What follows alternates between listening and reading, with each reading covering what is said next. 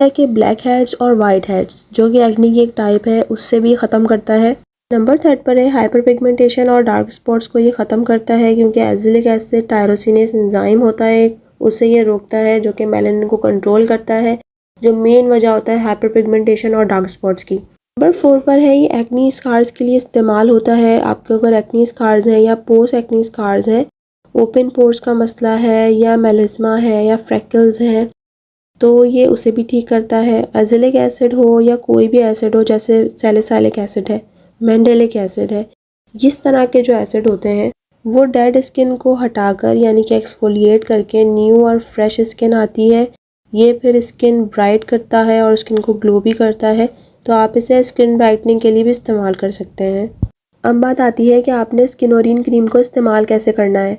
जब भी कोई पीलिंग क्रीम या एक्सफोलिएटिंग क्रीम इस्तेमाल करें तो हमेशा पैच टेस्ट ज़रूर करें। अपने हाथ का जो कलाई का हिस्सा है उसके अंदर वाला जो हिस्सा है कलाई का, वो आपने वहाँ पे क्रीम लगानी है और 24 आवर्स के लिए रहने देना है। उसके बाद आपने चेक करना है कि क्या आपको अगर हल्की फुल्की सी रेडनेस है, माइल्ड रेडनेस है या इरिटेशन है, तो ये नॉर्मल है। इस क्रीम के लगाने से माइल्ड इरिटेशन और रेडनेस होती है, यानी कि अभी क्रीम जो लगा रहे हैं वो काम कर रही है। लेकिन अगर आपको बहुत